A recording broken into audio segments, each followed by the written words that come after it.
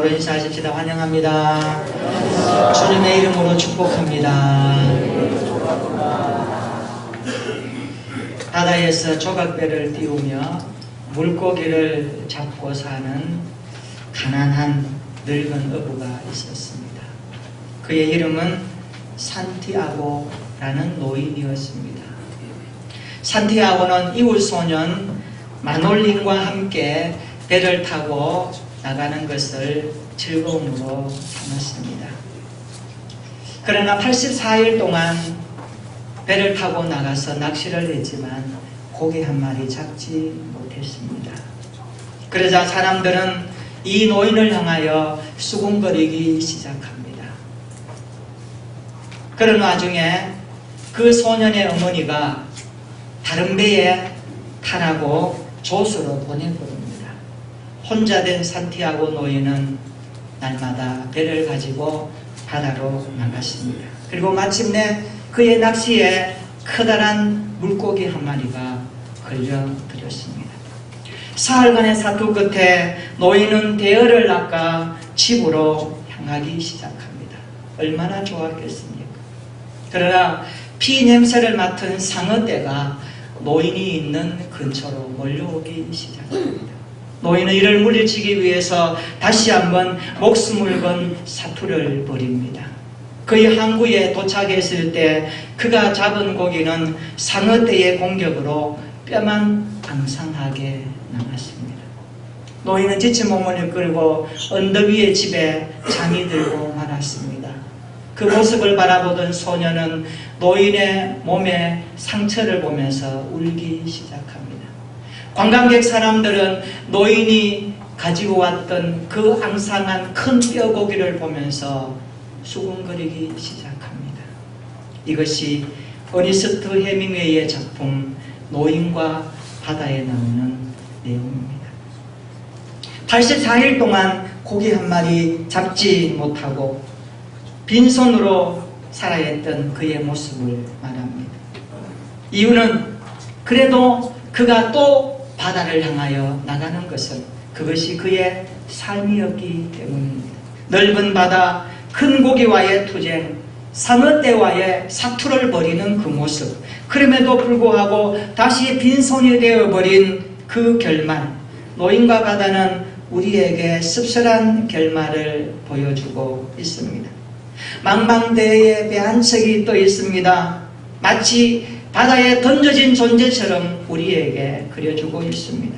이 고깃배에 가끔 고기가 걸리지만 그러나 상어떼와 같이 무시무시한 적들이 또 공격해 오는 그 모습, 결국 손에 남아있는 것은 앙상한 뼈밖에 없는 것을 우리에게 보여주면서 인생이 무엇인가 우리에게 투영해주는 귀한 작품입니다.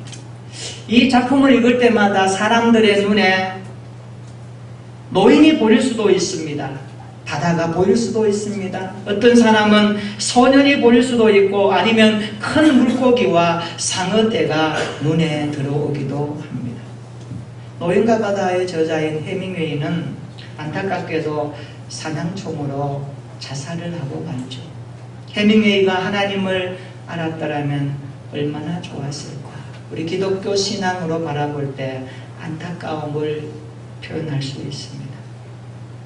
노인과 바다는 인간이 던져진 존재라는 것을 많이 투영해주고 있습니다. 그러나 우리 그리스도인들은 그렇지가 않습니다. 우리는 세상에 던져진 존재가 아니라 예수님은 제자들에게 말씀하시기를 세상에 보낸다라고 말씀하셨듯이 우리도 이 땅에 던져진 존재가 아니라 어느 날 내가 태어나고 보니까 이 땅에 난 것이 아니라 하나님의 계획과 섭리 속에 이 땅에 보냄받은 우리들인 줄로 믿습니다. 그래서 적어도 그리스도인이라면 이 땅에 보내진 존재로 살아야 할 줄로 믿습니다. 보낸 자의 뜻을 가지고 삶의 이유를 가지고 목표를 가지고 살아가는 자가 예수 믿는 사람인 줄로 믿습니다. 우리에게는 살아갈 이유가 있고 목적이 있습니다. 하나님 앞에서 살아가는 분명한 이유가 있습니다. 무슨 일을 해도 목적이 있고 이유가 있는 것이 기독교 신앙인의 가치입니다. 어느 날 자동차 타이어 가게를 지나가니까 이런 글귀가 있었습니다. 나는 자랑스러운 태극기 앞에 고객님의 안전과 웃음을 위하여 충성을 다할 것을 굳게 다짐합니다. 마음이 좀 이렇게 와닿았어요. 아, 이분은 적어도 이 일을 하면서 고객님의 안전과 웃음을 위한 삶의 목표를 가지고 있구나. 여러분, 성경에는 다양한 인물들이 이 땅에 태어났다가 사라지기도 합니다. 그 수많은 인물들을 통하여 하나님은 말씀도 하시고 교훈도 하시고 지적도 하시고 하나님의 당신의 마음을 투영해내기도 합니다. 우리가 본받아야 할 사람들도 참 많습니다. 그 등장하는 인물들 중에 보면 주님으로부터 칭찬을 받은 사람들도 있고 책망을 받은 사람들도 많이 있습니다. 그런데 그 많은 사람들 중에 세례 요한만큼 예수님으로부터 극찬을 받은 사람도 드물 것입니다. 마태복음 11장 11절에 보면 주님이 이렇게 말씀하십니다. 여자가 낳은 자 중에 가장 큰 자니라. 이 땅에 많은 여자들이 한 인생을 출산합니다. 그 여자가 낳은 사람들 중에 세례 요한이 가장 크다라고 주님이 극찬을 아끼지 않았습니다. 왜 그럴까요? 적어도 세례 요한이 이 땅에 보내신 하나님의 마음을 가지고 그의 삶의 인생을 살 때에 하나님이 보실 때에 그래도 큰 자의 모습으로 살았던 것을 성경이 기록하기 때문입니다. 세례 요한은 아주 늙은 부모 사이에서 기적적으로 태어난 외동아들입니다. 그는 30세가 되도록 일반 청소년들과 전혀 다른 환경에서 살았습니다. 광야에서 자랐고 포도주는 입에도 대지 않았고 그리고 결혼도 하지 않은 채 생을 살았습니다. 30대 초반에 벌써 모든 이스라엘 백성이 주목하는 선지자의 위치에 올랐지만 1년 남짓한 짧은 기간 동안 혜성처럼 나타났다가 사라지고 맙니다. 그래서 예수님은 그 인생을 짧지만 그렇게 말씀하는 것입니다. 여자가 낳은 자 중에 가장 큰 자였도다라고 말씀하십니다. 그 이유가 무엇일까요? 오늘 본문을 통해서 짚어봤으면 좋겠습니다. 우리 본문의 말씀을 한번 같이 읽어보겠습니다. 요한복음 3장 30절 시작. 그는 흥하여야 하겠고 나는 쇠하여야 하리라. 아멘. 이 본문을 원문으로 직역하면 이런 뜻이 됩니다. 그분은 커져야 한다. 그러나 나는 감소되어야 한다. 그런 뜻입니다. 우리 시대를 가리켜서 자기 PR 시대라고 부릅니다. PR이 무엇입니까? 피할 것은 피하고 알릴 것은 알리는 것입니다. 나의 장점은 알리고 나의 단점은 피하는 것을 PR이라고 그렇게 해석하기도 합니다. 뿐만 아니라 오늘의 사회는 무한 경쟁 사회입니다. 다른 사람을 짓밟고 패배시키고 내가 올라가야 성공하는 시대입니다. 내가 흥하고 너는 패해야 한다는 논리가 성립하는 시대에 우리는 살고 있습니다. 그런데 세례가 이렇게 말합니다. 그는 흥하고 나는 쇠하고. 따라서 합시다. 그는 흥하고 나는 쇠하고. 이것이 세례 요한의 인생관입니다. 세례 요한의 삶을 한마디로 표현하라면 그는 흥하고 나는 쇠하는 삶을 살겠다라는 고백입니다. 우리도 세례 요한처럼 주님은 흥하고 나는 쇠하는 이런 인생의 삶이 되기를 축원합니다. 그리하여 주님으로부터 크게 칭찬을 받는 저와 여러분들의 믿음 생활 되기를 축복합니다. 그리스도인들 중에 보면 두 분류의 그리스도인들이 있습니다. 한 분류는 예수님의 이름을 빌려서 내가 흥하고자 하는 분류가 있습니다. 또 한 분류는 예수님을 높이고 나는 쇠하는 삶을 살겠다는 분류가 있습니다. 세례 요한의 인생관을 배우는 사람입니다. 그는 흥하고 나는 쇠하고. 이 말씀은 정말로 중요합니다. 이 말씀을 뒤집어버리면 문제가 생깁니다. 건강한 신앙은 주님이 우선인 줄로 믿습니다. 바른 신앙은 주님 중심인 줄로 믿습니다. 주님이 영광을 받으시고 나는 주님께 가려지는 것이 건강한 믿음인 줄로 믿습니다. 여러분의 믿음은 어떤 믿음입니까? 저는 우리 교회 모든 성도들의 믿음이 주님을 흥하게 하는 삶이 되기를 축원합니다. 주님은 흥하고 나는 쇠하는 인생관을 가지고 평생 주님 앞에 살아가는 저와 여러분들의 교회 생활, 가정 생활, 직장 생활 되기를 진심으로 축원합니다. 그래서 성숙한 신앙인다운 삶을 살아가는 우리 교회가 되기를 축복합니다. 그렇다면 세례 요한은 어떤 인생관을 가지고 살았기에 오늘 주님으로부터 이런 칭찬을 받고 그가 말한 이 인생관의 내용은 어떤 것으로 구성되었길래 오늘 우리에게 도전해주고 있을까요? 몇 가지 주시는 하나님의 말씀입니다. 첫째로 세례 요한은 평생 예수님을 드러내는 삶을 살았습니다. 따라서 합시다. 세례 요한은 평생 동안 주님을 드러내며 살았습니다. 세례 요한은 평생 예수님을 드러내는 삶을 살았습니다. 그는 예수님보다 앞서지 않았습니다. 예수님보다 자랑하지 않았습니다. 예수님만 높이며 살았습니다. 세례 요한은 평생 예수님을 예비하는 길을 걸어갔습니다. 오직 예수님을 위해 살았던 사람이 세례 요한입니다. 세상 죄를 지워가는 하나님의 어린 양을 보라 외치며 그분의 길을 준비했던 인생이 세례 요한의 인생이었습니다. 하나님의 어린 양 예수님의 그 길을 예비했던 자가 세례 요한이었습니다. 28절 한번 보실까요? 나는 그리스도가 아닙니다. 그의 앞에 보내심을 받은 자라고 사람들이 질문할 때에 분명하게 정의합니다. 나는 그리스도가 아닙니다. 나는 그분 앞에 보내심을 받은 자에 불과합니다. 내가 할 일은 그분의 길을 인도하는 것이고 내가 할 일은 그분을 드러내는 존재에 불과합니다. 그것을 말하고 있는 것입니다. 이것이 세례 요한이 걸어갔던 인생이었습니다. 본문 앞에 있는 29절 한번 보면 이런 말씀이 나오지요. 신부를 취하는 자는 신랑이나 서서 신랑의 음성을 듣는 친구가 크게 기뻐하나니 나는 이러한 기쁨으로 충만하였노라 말씀합니다. 세례 요한은 메시아의 길을 예비하는 것이 얼마나 기쁜 일인지 잘 알고 있었습니다. 나 같은 사람이, 나 같은 무능한 인간이 예수님의 길을 예비한다는 것이 얼마나 복된 일인지를 그는 알고 있었고 이것이 얼마나 기쁨의 이유인지를 그는 알고 있었습니다. 그래서 그는 신랑이신 주님이 오시는 것이 너무나 좋아서 혼인잔치를 준비합니다. 정성껏 준비합니다. 그리고 세례 요한은 자신을 혼인잔치를 준비하는 신랑의 친구로 묘사하기도 합니다. 그래서 그는 말합니다. 나는 이러한 기쁨으로 충만하여 신랑 옆에 있는 친구로서 들러리 해도 나는 그 곁에 있는 내 삶이 얼마나 기쁨이 충만한지 그렇게 말하는 겁니다. 나는 이러한 기쁨으로 충만하였노라. 주님의 길을 예비하고 주님을 드러내는 내 삶이 얼마나 기쁜 것인지를 고백하는 내용입니다. 이것이 세례 요한의 인생이었습니다. 오늘 세례 요한의 이 인생이 우리의 삶에 투영되기를 축원합니다. 우리도 평생 동안 주님을 드러내는 삶이 되기를 축복합니다.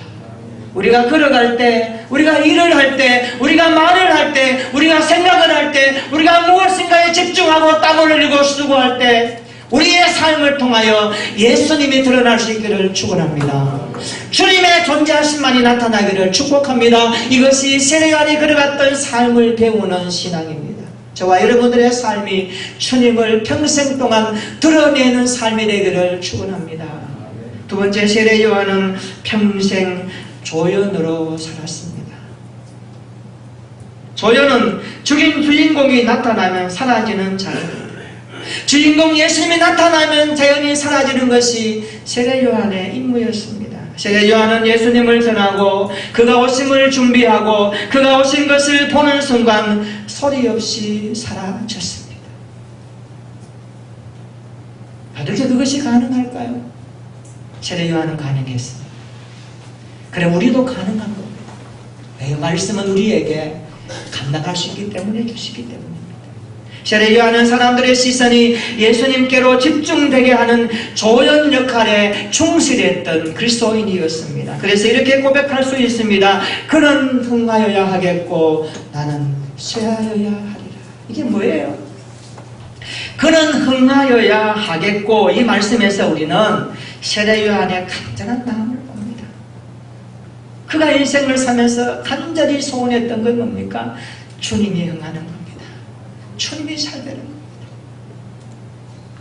주님의 교회가 잘 되는 것이고 주님의 사람들이 잘 되는 것이고 주님을 이해하는 공동체가 잘 되는 것이 세례 요한의 고백 아니겠습니까? 우리 모두가 이런 고백을 가지고 인생을 산다면 헛되지 않을 줄로 믿습니다. 오늘 세례 요한은 주님이 주인공 되시고 자기 자신은 조연에 불과하다는 것을 철저하게 인식하면서 살았습니다. 날마다 언제든지 예수님을 주연으로 세우고 자신은 조연이 되는 것을 부끄러워하지 않았습니다. 따라서 합시다. 내 인생의 주인공은 예수님입니다. 나는 조연에 불과합니다. 이게 중요합니다. 여러분, 영화를 볼 때에 주인공에게 포커스를 맞추지만요, 주인공 옆에서 그림자처럼 따라다니며 주인공이 빛나도록 엑스트라 역할을 하는 조연자들이 참 많습니다. 우리가 그것을 놓치면 안 돼요. 예수님 오셔서 구원의 사역을 감당하기까지 6개월 먼저 이 땅에 태어났던 세례 요한의 삶은 짧은 인생이었습니다. 그러나 그의 인생이 빛나는 것은, 그의 인생이 주님으로부터 칭찬을 받는 것은, 그의 인생은 주님을 드러내는 삶이었고 주님이 드러나게 하는 일에 조연의 역할을 충실히 감당했다라고 성경이 말씀하기 때문입니다. 우리 성도는 예수님을 높이는 조연으로 살아야 할 줄로 믿습니다. 여러분, 주인공 되지 마세요. 그러면 주님으로부터 밀려납니다. 우리 인생의 주인공은 주님 한 분으로 만족합니다. 돈이 주인공 됩니까? 내 자신의 자아가 주인공 됩니까? 내 삶의 권력과 힘과 내 자랑거리가 주인공 됩니까? 아닙니다. 내 인생의 주인공은 나를 가장 잘 아시고 나를 신명맞춰하게 창조하시고 내 인생을 지옥에서 천국으로 이끌어주신 하나님의 아들 그리스도가 우리 인생의 주인공이신 줄로 믿습니다. 그 주님을 모시고 그 주님이 드러나게 하는 일에 조연의 자리를 지켜가시기를 축원합니다. 이것이 세례 요한의 삶이었습니다. 그래서 성도는 주님을 높이고 조연으로 살아야 합니다. 주님만 드러나고 주님만 높임받고 주님께만 영광을 받으시게 하는 것이 성도의 본분입니다. 봉사를 해도 주님만 드러나야 합니다. 수고를 해도 주님의 이름만 드러나야 합니다. 이것이 조연의 역할입니다. 내 이름 몰라주고 내 행위, 내 삶의 흔적 몰라준다 해서 서운한 분들 계십니까? 오늘 말씀을 통하여서 정리되었으면 좋겠습니다. 아니지, 주님이 영광을 받으시면 됐지. 주님이 하시기 때문에, 주님 주신 은혜와 힘으로 했기 때문에, 주님 주신 건강한 물질로 의사했기 때문에, 내가 한 것이 아니라 주님의 힘으로 했기 때문에 주님이 영광을 받으시면 나는 만족합니다. 이런 신앙 고백으로 교회를 살피고 봉사하는 우리 교회가 되기를 축원합니다. 이것이 조연의 충실한 그리스도인의 사명입니다. 오늘 성도의 삶에 주시는 메시지 깊이 묵상하십시다. 나는 어떤 모습으로 살고 있는가? 우리가 교회에서 조연으로 신앙생활하면 그리스도의 몸은 저절로 세워집니다. 머리이신 주님의 뜻을 품고 조연으로 섬기면 교회는 강해집니다. 모든 일의 주인공이신 예수님을 앞세울 때에 교회는 건강해질 줄로 믿습니다. 이런 신앙생활 되기를 주님의 이름으로 축원합니다. 세 번째로 세례 요한은 평생 기득권을 포기하고 살았던 사람입니다. 여러분, 세례 요한은 예수님보다 6개월 먼저 태어났습니다.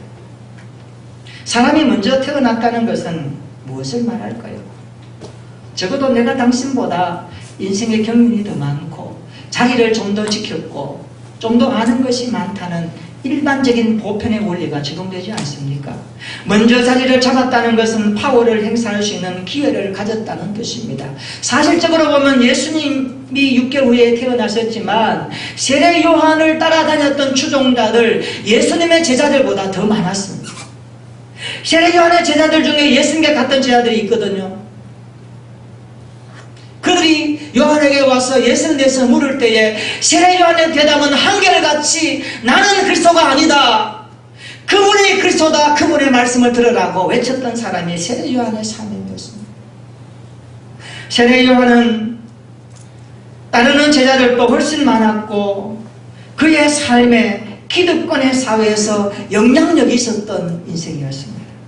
우리가 직장을 보면 또 그렇죠. 먼저 들어온 사람이 좀 더 많은 것을 알고 있고 가르쳐 주지 않나요? 승진도 먼저 하고 그만큼 영향력을 행사할 수 있는 자리입니다. 세례 요한의 배경이 참 좋은 배경을 갖고 있었습니다. 당시 예수님과 비교해 보면 요한이 훨씬 좋았습니다. 인간적으로 예수님은 목수의 집안 출신이었습니다. 세상에서 사랑할 것이 없는 집안이 아니었습니까? 오죽했으면 공생애 시작할 때 예수님께서 고향에 갔습니다.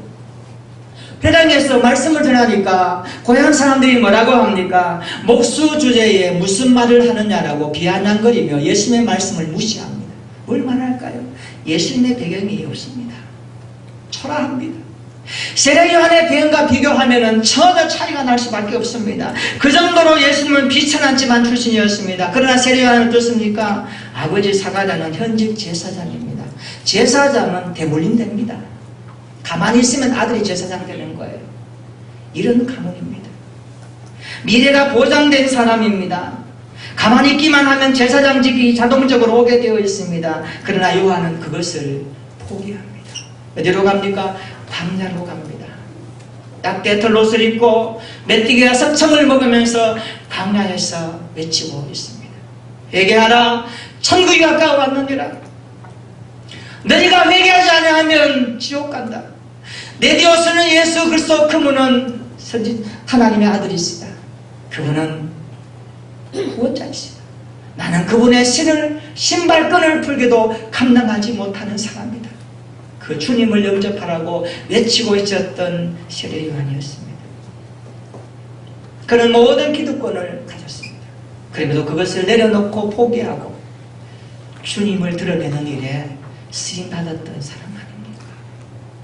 혹시 오늘 나에게 부지 중에 기득권을 행사하고 싶은 욕심은 없는지 돌아봅시다. 내가 가진 모든 것 주님을 위하여 어떻게 사용되고 있는가? 교회는요, 그래서 큰 그림을 그리며 그리스도의 몸을 세워가는 일에 서로 함께 동력해야 합니다. 서로가 통로가 되어주고 함께 짐을 지고 서로 모두가 그리스도의 몸을 세워가는 우리 공동체 교회가 될 때에 하나님의 영광이 나타나는 것입니다. 그래서 교회는 모두가 주님 안에서 한 지체입니다. 서로 공동체입니다. 함께 공동체입니다. 서로 짐을 지고 그리스도의 나라를 세워가는 일에 함께 섬기는 것입니다. 통로가 되어주는 것입니다. 서로 먼저 배려하고 서로 먼저 아껴주고 서로 먼저 함께 그리스도의 나라를 위해서 오늘 세례 요한의 인생을 배운다면 나에게 있는 기득권적 모든 것들을 다 내려놓고 하나님의 나라 복음을 위해서 교회를 위하여 그리스도의 몸을 세우기 위해서 서로 함께 그리스도의 몸을 따라가는 삶이 교회 생활인 것입니다. 우리 모두가 이런 믿음을 가지고 오늘 하나님 앞에 살아가는 인생이 되기를 축원합니다. 우리는 세상에 던져진 존재가 아닙니다. 우리는 세상으로 보냄받은 사람들입니다. 그리스도의 제자는 세상으로 보냄받은 사람을 일컬어서 제자라고 말하는 것입니다. 그리스도를 따르고 그리스도로부터 보냄받은 삶을 사는 자가 그리스도인이요 예수의 제자들입니다. 오늘 세례 요한처럼 주님을 흥하고 나는 수혜하는 인생이 되기를 진심으로 축원합니다. 그분이 흥해야 합니다. 그분이 잘 돼야 합니다. 그분의 나라가 소망으로 잘 돼야 되고 그리고 나는 쉬어야 됩니다. 이것이 평생 동안 지켜지는 우리의 신앙 고백이 되었으면 좋겠습니다. 평생 예수님을 드러내는 삶을 살아가십시다. 평생 예수님을 높이는 조연으로 살아가십시다. 평생 기득권을 내려놓고 그리스도의 몸을 세워가는 일에 함께 진력하십시다. 그래서 이런 인생관으로 살아가면 주님으로부터 정말 칭찬받는 우리 교회와 성도들 되기를 축원합니다. 따라서 합시다. 평생 동안 주님을 드러냅시다. 평생 동안 주님을 높입시다. 평생 동안 그리스도의 몸을 세워갑시다. 이런 신앙으로 교회 생활, 가정, 직장 생활 속에서 복음의 향기로 하나님의 영광을 담아내는 저와 여러분들의 인생이 되기를 예수님의 이름으로 축원합니다. 아멘. 우리 한번 기도하십시다.